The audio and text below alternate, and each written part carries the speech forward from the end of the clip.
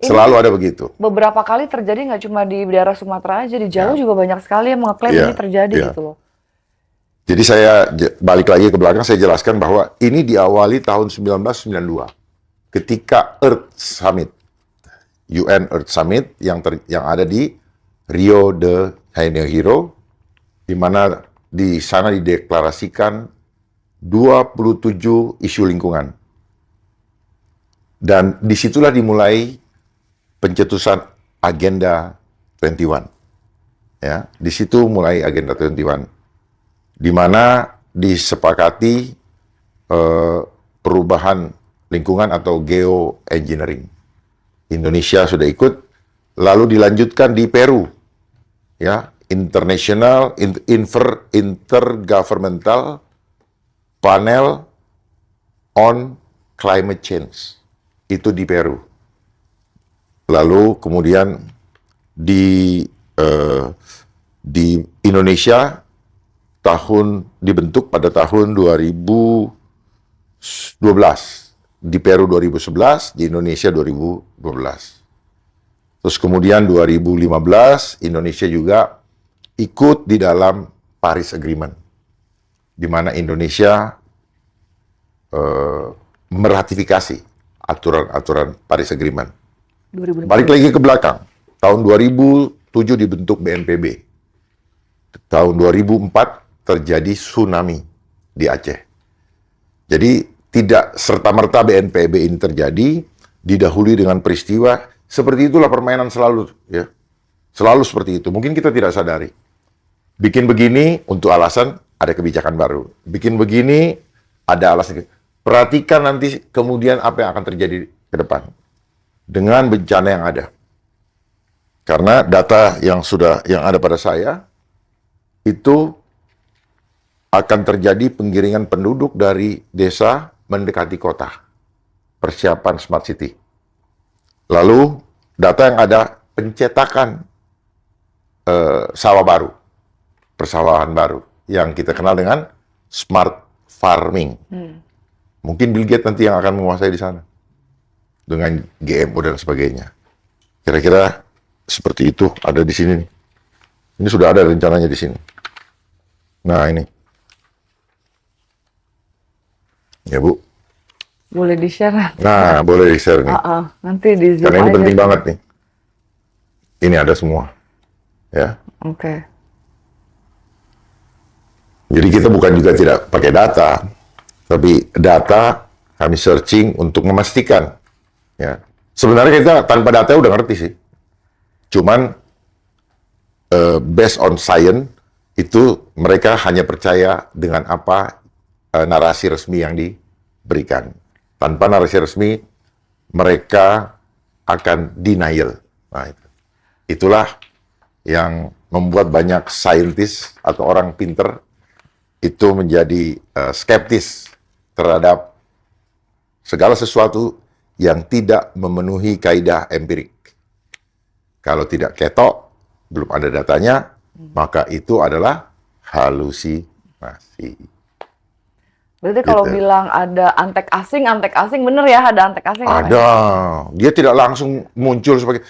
Justru dia menggunakan orang lokal. Kulitnya lokal. Kulit lokal yang haus akan uang.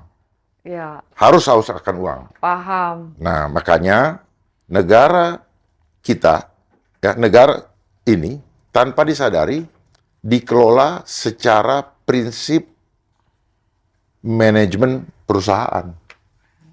Oke. Ya. Prinsip manajemen perusahaan.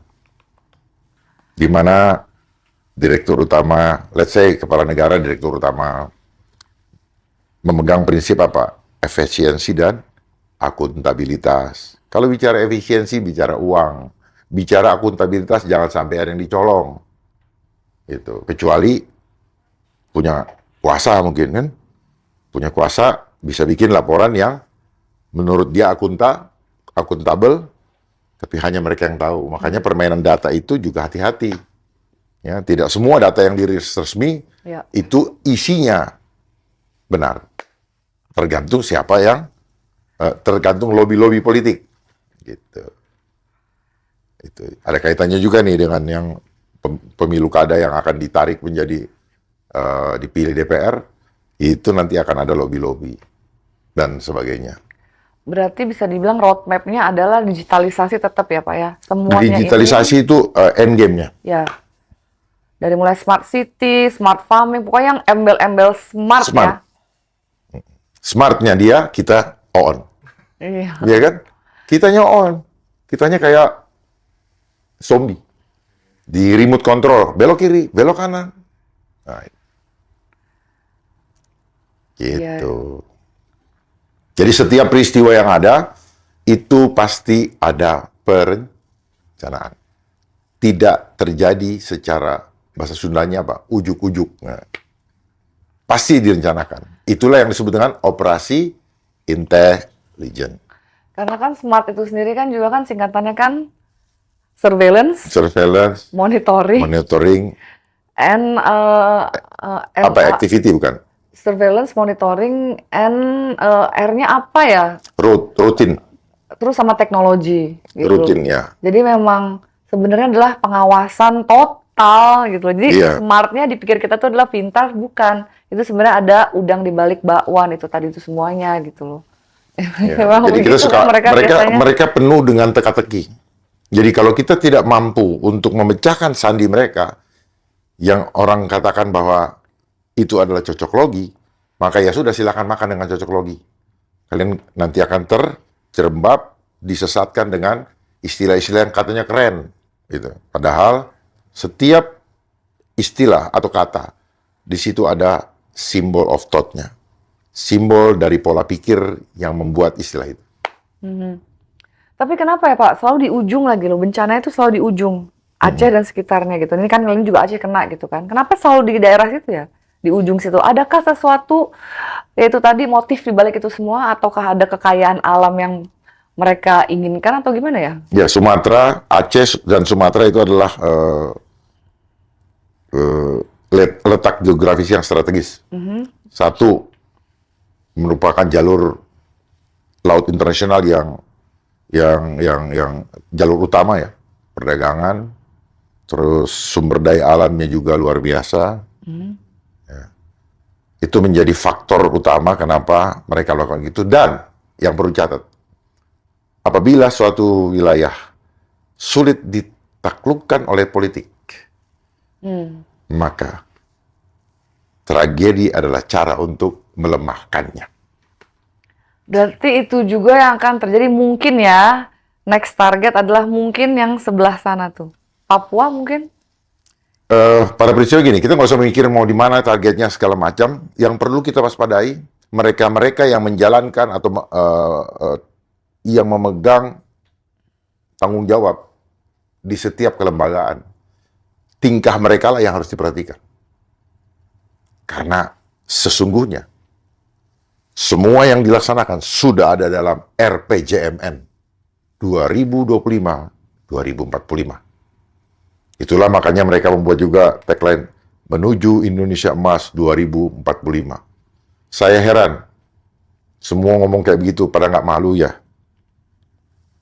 Ngomongin 2045, rakyat makan susah.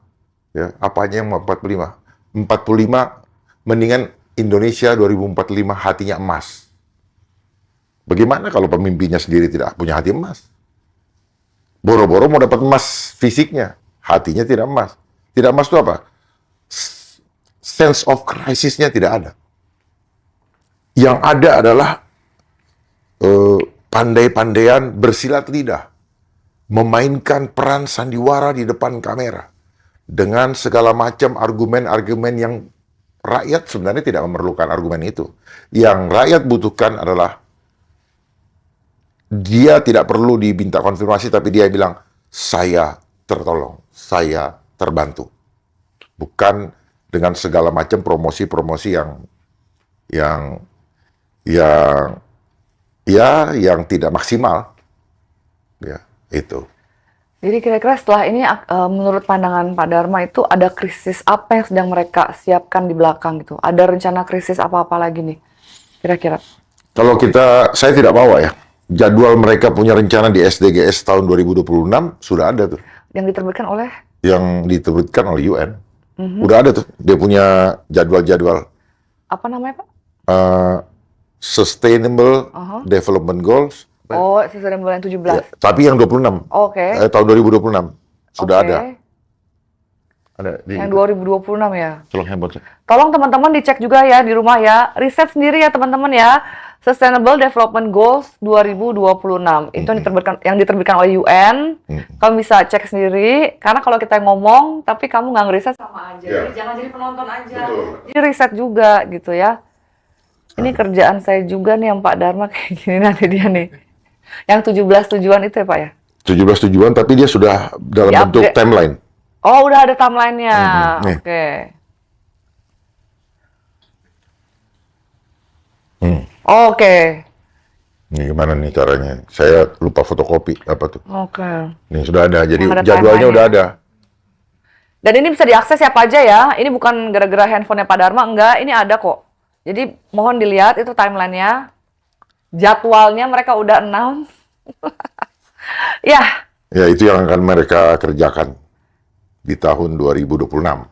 oke. Gitu. Jadi pemerintahan kita itu hanyalah panitia daripada pelaksanaan itu. Makanya ketika di debat capres, yang mereka bicarakan adalah SDGs semua. Gitu. SDGs.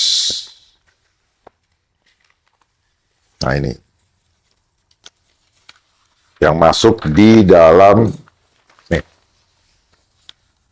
Ya. Oh. Nah, di sini ini ada programnya. Nih, Ya. Yang ini ya, yang poin nomor 3 nih. apa tuh? Mencetak dan meningkatkan produktivitas lahan pertanian dengan lumbung pangan desa, daerah, dan nasional. Ini kan judulnya. Tapi biasanya breakdown-nya itu Ya. Dan ini harus terjadi. Nah, itu Iya. nah, inilah kemungkinan menurut keyakinan saya kenapa belum juga ditetapkan menjadi bencana nasional. Apakah karena ini? Mencetak dan meningkatkan produktivitas lahan pertanian dengan lumbung pangan desa, daerah, dan nasional. Nah, kemudian di sini pun ada.